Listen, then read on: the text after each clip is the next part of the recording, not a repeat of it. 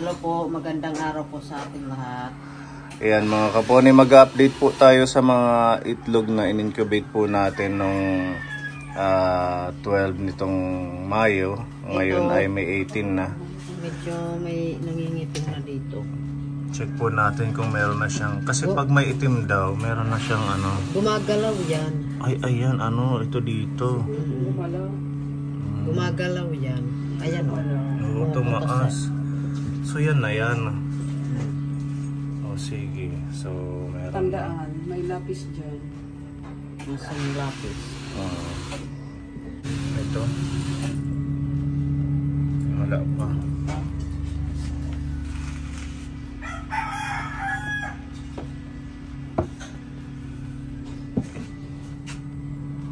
Ayan, meron na. Ayan, may ugat na nga oh. Ayan, ugat yan. Teka. Gumagalaw yan eh. Ayan. Hindi ba? May ugat na siya. Gumagalaw. Hindi ba? Ayan, meron ng dalawa na.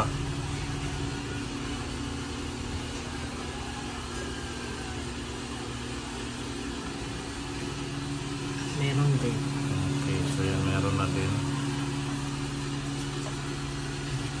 Ba't yung iba wala pa? Ano, ganun pa din. Hindi sila hindi sila sabay-sabay.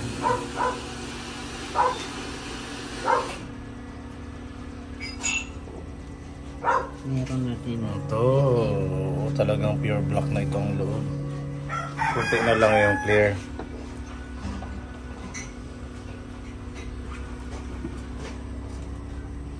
Meron din. Yan, okay na din. Bali 12, 18, 6 days na po ito kapunin na naka-incubate. So, kailangan ano natin yung 21 days. Sabi ni Madam Olga, kahit daw hindi 21 days, minsan napipisa na.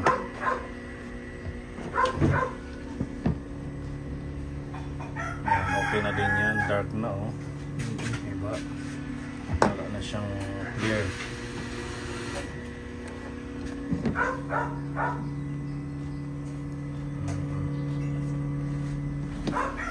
Para silang kumapal ano yung loob. Yan, meron pa.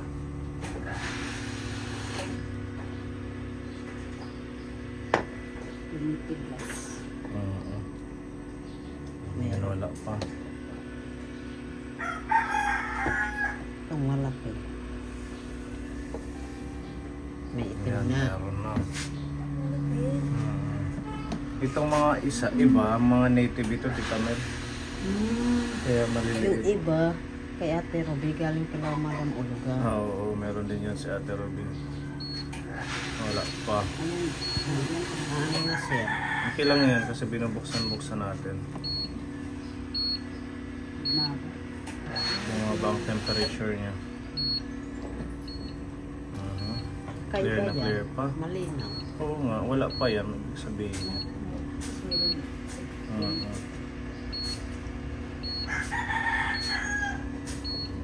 Yan, meron na. Namumuo.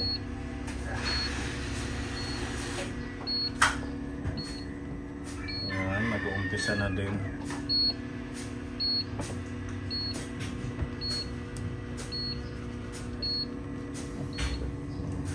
May itim na. Okay na.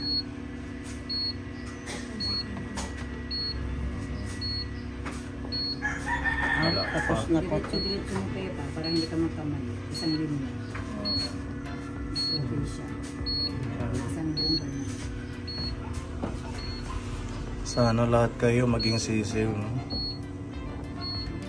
Para daming manok. Ang dark na yan, ano? Hindi na makita yung shell. Yan din.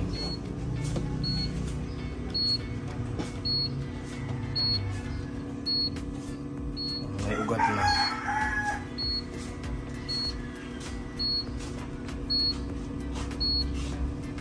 Okay.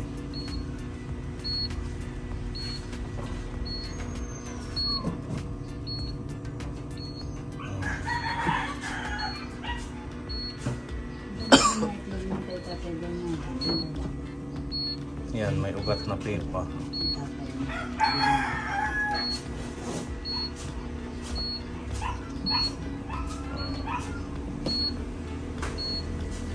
May tubig pa ba? Saan ko yung tubig? Sa ilalim? Parang tuyo na.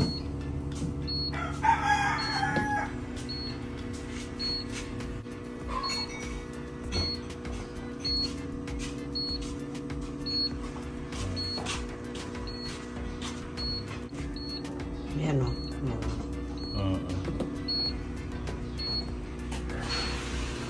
Ilang days pa kung 21?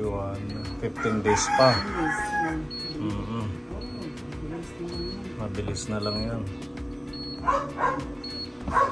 So far, may mga pagbabago naman ano, Pepa.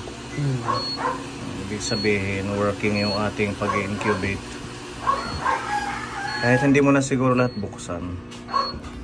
At least nalaman natin na may pagbabago. Haros pare-pares.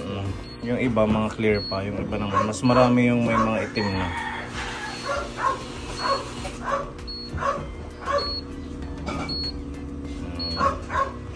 Lagyan mo dito. Parang disiksikan. Wala pa, no? Yan.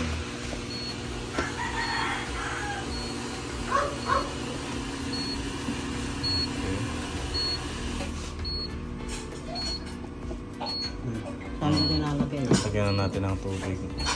Dito sa gilid. Di ba may butas dyan? Tingnan mo. Hindi naman. Yung sa isa din na butas.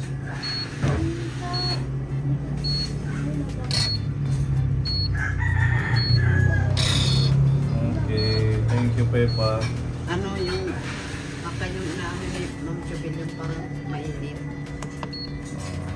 Ayun, so ano na lang natin to kapon, update ulit tayo in 6 days para sa second candling, yung pag-check ulit ng itlog.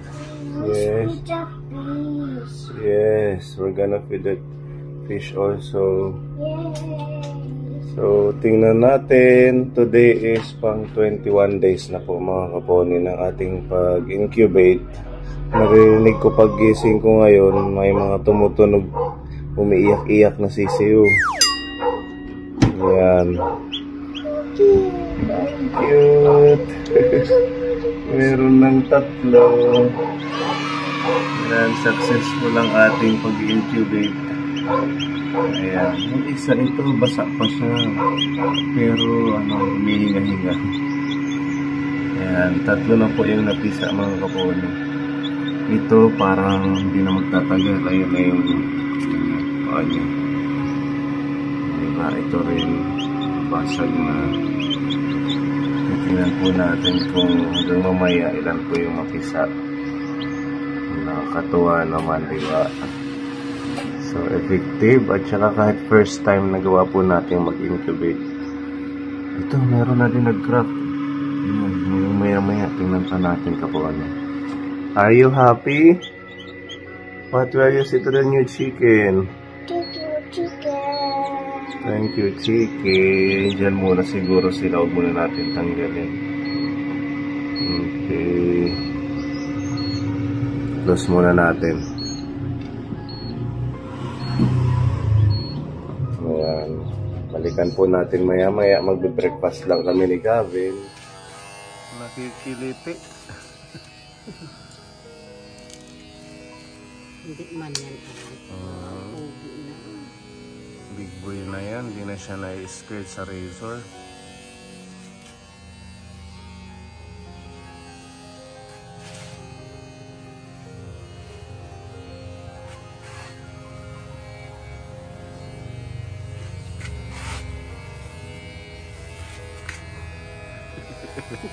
Kikiliti ikaw? Ha?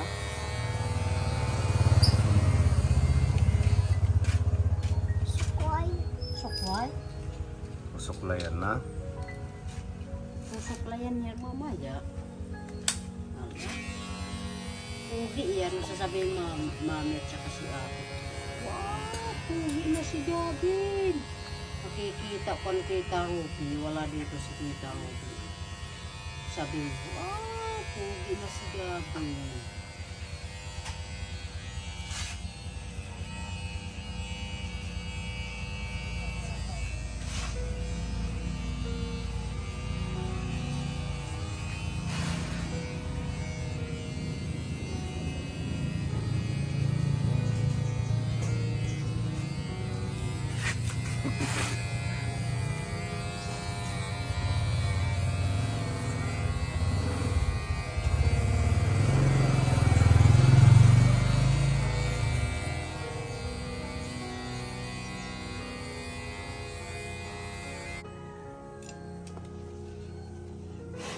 Hindi maglilikot si Gabi para hindi magpapawis siya pa. Okay?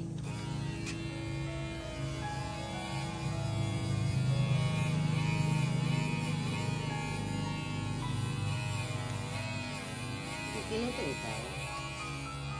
Hindi niya maglilikot. Mabait niya. Oh, good boy.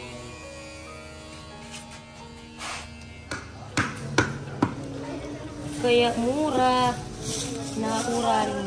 Nakura ng grasya, mura ang isda mga kaponi. Grabe oh, ang lalaki. Mga bagong huli. 140 na lang ang kilo. Ayan.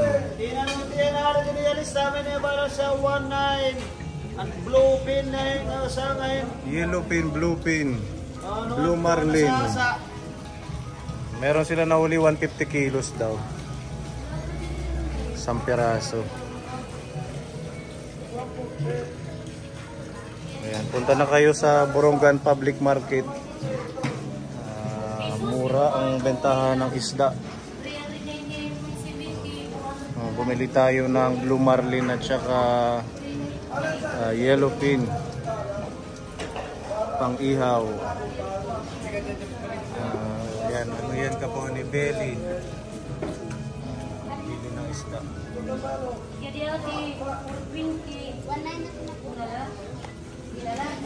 Ano sa'yo?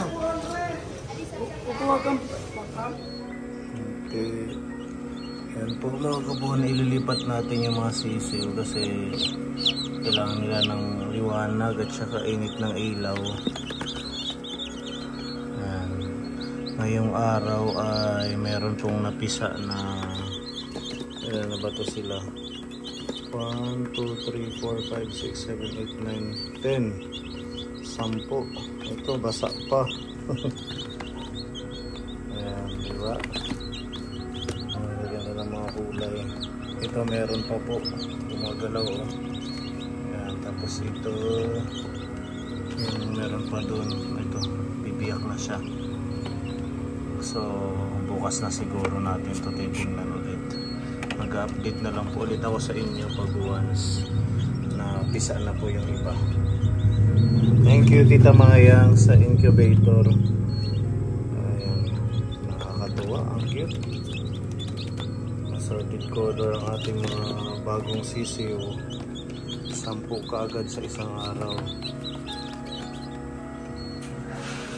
Thank you po. First time ito kaponi. First time natin mag-incubate. Pero ayan, okay naman. Lipat lang natin, pailawan natin sila.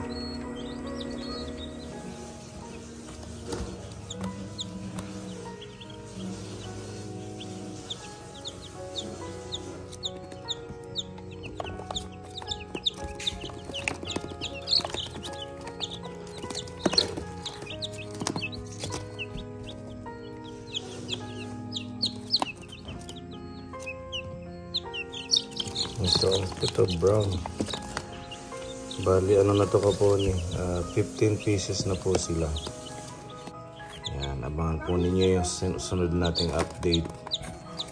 Kasi may mga natira pa po doon, kakandling ulit po natin. Nagbunga yung 21 days nating pag-incubate. At meron pa tayong next niyan kaponi, yung lalagyan ulit natin ng mga eggs kasi may mga bago tayong na-produce na itlog para tuloy-tuloy. Yung iba po dito ipamimigay natin, tapos sa team, sa mga beneficiary natin para meron silang pag-aalagaan din. Bali halo na po ito, yung mga heritage, Rhode Island, mga pre-range ang tawag. May native, may hybrid, kaya iba-iba po yung sizes nila. Again, thank you kay Tita Maya sa incubator at saka syempre tuloy-tuloy na po ito kapon yung ating pag-incubate. Ayan.